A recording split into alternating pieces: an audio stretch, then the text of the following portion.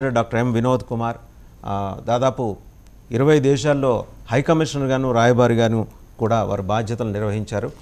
And ప్రస్తుతం Telangana Pradesh Congress committee NRI cell చైర్మన్గా కూడా ఉన్నారు. నమస్తే అంబాసిడర్ వినోద్ గారు. నమస్కారం.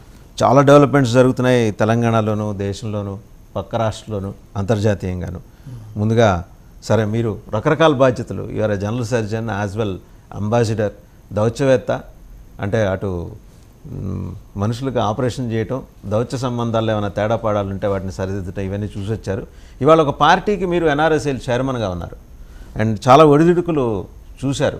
సరే, ముందుగా మీ క్యాంపు రాజకీయాల దగ్గర వద్దాం. కొంచెం స్టార్ట్ చేసేప్పుడు జోష్తో స్టార్ట్ చేస్తే, ఎందుకంటే పక్క రాష్ట్రం నుంచి విమానంలో వచ్చారు, చేదతీరుతున్నారు లియోనియర్ రిసార్ట్స్లో దాదాపు 40కి పైగా ఎమ్మెల్యేలు.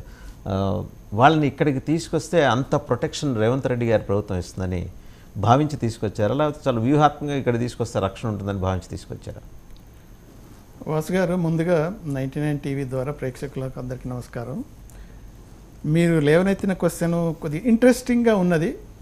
తప్పదు, ఎందుకనంటే డెవలప్మెంట్స్ ఇన్ పాలిటిక్స్లో ఎలా జరుగుతున్నాయో, ఇప్పుడు జార్ఖండ్ చీఫ్ మినిస్టర్ సోరెన్ మీద వచ్చిన ఎలిగేషన్స్, తర్వాత ఈడీ వాళ్ళ ఇంట్రాగేషన్స్, అరెస్ట్లు, ఇవన్నీ చూస్తున్నప్పుడైతే మళ్ళీ ఫిషింగ్ ఇన్ ట్రబుల్ వాటర్ అనే దాంట్లో చాలా ప్రత్యేకతగాంచిన బీజేపీ, పర్టికులర్గా మోదీ గారు, మన షా గారి నాయకత్వంలో జరుగుతున్నది.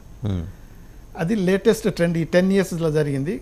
అయితే ఒక చిన్న, అంటే ఉదాహరణకు మొదలు పెట్టే ముందు దీని హిస్టరీ, రిసార్ట్ పాలిటిక్స్ ఇండియాలో ఎలా మొదలైనవి, ఎప్పుడు మొదలైనవి, ఎందుకు మొదలైనవి, వాటి పర్యవసానాలు ఏంటి, అది మనం తెలుసుకుంటే కొద్దిగా చాలా వరకు ప్రజలకు కూడా ఒక క్లియర్ ఐడియా వస్తుంది. అంటే ఒక 2-3 జనరేషన్ తెలియదు అసలు రిసార్ట్ పాలిటిక్స్. అదే ఇప్పుడు ఫ్రెష్గా ఓటు హక్కు పొందిన వాళ్ళు ఎవరికి తెలియదు అసలు ఎందుకు జరుగుతున్నది అనేది కూడా అర్థం కాలేకపోతుంది. అయితే ఇప్పుడు అంటే మన స్వాతంత్రం వచ్చిన కాంచి మన పాలిటీ మెచ్యూర్ అవుతూ వస్తుంది. కానీ మెచ్యూర్ అవుతున్న కొద్దీ దాంట్లో ఉన్న గుడ్ పాయింట్స్ను క్యాచ్ చేసుకోకుండా ఒక విధమైన డ్రిఫ్ట్ అయ్యే పాయింట్స్ని పట్టుకొని అది పవర్ పాలిటిక్స్ ఎక్కువైపోయి ప్రజాసేవను మర్చిపోతున్నాం. తర్వాత దేశభక్తి పోయి స్వభక్తికి ఎక్కువయ్యేసరికి సెల్ఫ్, నాకేంటి, ప్రతిదీ మనిషి నాకేంటి అని ఆలోచించే పద్ధతులు ఉన్నారు. కాబట్టి ఈ పొలిటికల్ పార్టీస్ కూడా అయిపోతుంది. అయితే ఓటర్లు కూడా ఏమైందంటే వాళ్ళకు ఉన్నది ఒక్క ఛాన్స్, అది ఓటింగ్. 5 ఏళ్ళకు ఒకసారి ఓటు వేయటం తప్ప దాని తర్వాత ఏం చేయాలా, ఎటువంటి పర్యవసానాల మీద ఎంతవరకు వాళ్ళ ప్రభావం ఉంటుంది అనేది లిమిటెడ్. అందుకని ఒకసారి ఇది కూడా యాక్చువల్గా direct representation of the people కాదు, ఇండైరెక్ట్ రిప్రజెంటేషన్ అవుతుంది.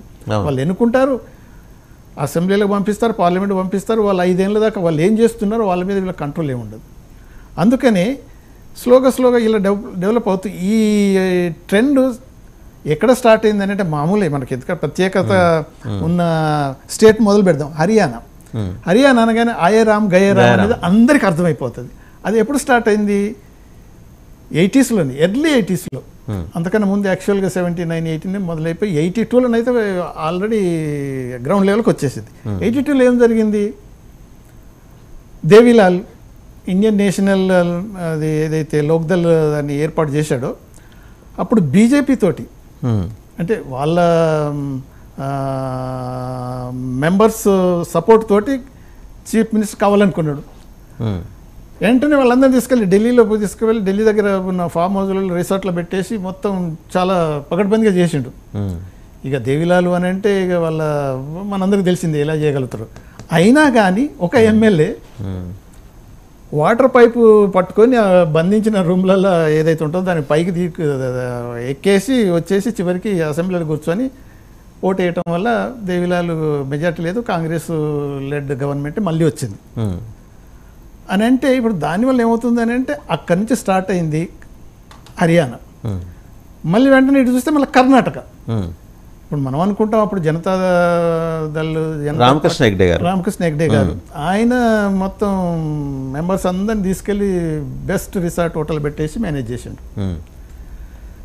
ఇక మన స్టేట్కి వచ్చినట్టయితే అదే 80s మాట్లాడుతున్నాం కాబట్టి 80s వచ్చేప్పటికి రామారావు గారిది కూడా మాట్లాడాలి. అదే మన అది రామకృష్ణ స్టూడియోలో పెట్టేసి అందరిని చేసి దాని తర్వాత మళ్ళీ బెంగళూరుకు మళ్ళీ బెంగళూరు తీసుకెళ్తే అప్పుడు మినిస్టర్ రఘుపతి గారు, రామకృష్ణ హెగ్డే గారు క్యాబినెట్లో మినిస్టర్ రఘుపతి గారే ఈ రిసార్ట్ పాలిటిక్స్ చేశారు, పాలిటిక్స్ చేసి హెల్ప్ చేశారు. పాపం ఏమైంది, మళ్ళీ అదే రివర్స్ అయిపోయి మన చంద్రబాబు నాయుడు గారు మళ్ళీ మన వైస్రాయ్ హోటల్లో పెట్టి 11 years తర్వాత రివెంజ్ తీసుకున్నట్టే నడిచింది. అంటే ఈ రిసార్ట్ పాలిటిక్స్ ఎలా ఉన్నాయంటే పవర్ సెంటర్. అంటే అదే తెలుగు రాష్ట్రాల్లో చేస్తే అచ్చొస్తాయని ఏమన్నా ఇటు వచ్చారు. ఎందుకంటే ఇప్పుడు చంద్రబాబు నాయుడు గారు సక్సెస్ అయ్యారు అప్పట్లో. సరే ఇక్కడ తెలుగు రాష్ట్రం నుంచి కర్ణాటక వెళ్ళిన ఎన్టీ రామారావు గారు సక్సెస్ అయ్యారు. సో ఇక్కడికి వస్తే కాంగ్రెస్ సేఫ్ అండ్ సెక్యూర్డ్గా ఉంటారు, మా ఎమ్మెల్యేలని ఎవరు హార్స్ ట్రేడింగ్లో కొనేరు అనే ఉన్న నమ్మకం అది కరెక్ట్ ఇప్పుడు కాంగ్రెస్కి వచ్చింది. అంటే భయం కూడా ఉంది వీళ్ళు అమ్ముడుపోతారని. నేచురల్ ఇప్పుడు రెండు ఇప్పుడు ఎలా జరుగుతున్నాయి అంటే అబ్సల్యూట్ మెజారిటీ వచ్చి పర్ఫెక్ట్గా సాలిడ్ గవర్నమెంట్ ఫామ్ అవుతున్నది అనేది ఒకటి జరిగినప్పుడు ఇటువంటి జరగవు. Hung parliament or hung assemblies వచ్చినప్పుడు స్టేటింగ్ మొదలవుతుంది. అప్పుడు పొలిటికల్ పార్టీస్ డెవలప్మెంట్ ఎలా అంటే జరుగుతున్నాయో దాన్ని బట్టి థ్రెట్ పర్సెప్షన్ ఒకటి ఉంటుంది. దాని తర్వాత సాలిడ్ స్ట్రాంగ్ లీడర్షిప్ లేనప్పుడు ఇలా జరుగుతుంది. ఇప్పుడు మన రాజశేఖర రెడ్డి గారు ఉన్నారనుకోండి, అంటే ఒక్కోసారి ఎంత సాలిడ్ స్ట్రాంగ్ ఉన్నా కానీ ఎన్టీ రామారావు గారికి చంద్రబాబు నాయుడు అల్లుడు గారే అవన్నీ చేసి జరిగినాడు. ఎంతో ఆయన ఎదురు లేని ధీరుని లెక్క పాలించిన రామారావు గారికి అటువంటి జరిగింది. అంటే ఆ ట్రెండ్స్ ఎలా అవుతున్నాయి అని అంటే థ్రెట్ పర్సెప్షన్ ఎక్కువైపోయి అవి అన్ఫార్చునేట్గా అది మనం అనుకున్నాం కదా, అసలు ఎందుకు జరుగుతుంది ఇలా మన కాజెస్ కనుక చూసినట్టయితే యాంటీ డిఫెక్షన్ లా అనేది ఇట్ ఈస్ నాట్ పర్ఫెక్ట్. ఒక పార్టీ సింబల్ మీద ఒక పార్టీ తరపున గెలిచిన తర్వాత నువ్వు ఒకరి పోయినా నలుగురు పోయినా 2/3 పోయినా అది డిఫెక్షన్ అనేది కనుక ట్రీట్ చేయబడితే ఇది జరగదు. అందుకనే మొన్న మన తెలంగాణలో చూసుకుందాం కదా, లాస్ట్ ఎలక్షన్స్లో కాంగ్రెస్ తరపు నుంచి గెలిచిన ఎమ్మెల్యేలు 12-13 అంతా అలా షిఫ్ట్ అయిపోవటానికి మన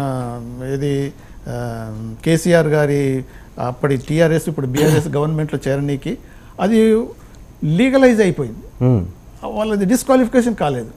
అంటే ఇప్పుడు చూడండి, ఒక్కోసారి గవర్నమెంట్ ఫామ్ చేయనీకి పవర్ సెంట్రిక్గా ఏదో డబ్బులు పెట్టేసి స్టేటింగ్ చేసి తీసుకొని గవర్నమెంట్ ఏర్పాటు చేయటం అనేది ఒకటి. మొన్న కేసీఆర్ గారు చేసింది అయితే మరీ యాంటీ డెమోక్రటిక్, ఎందుకంటే అది అవసరం లేనిది. అబ్సల్యూట్ మెజారిటీ అంత థంబింగ్ మెజారిటీ ఉన్న ఆయన అంటే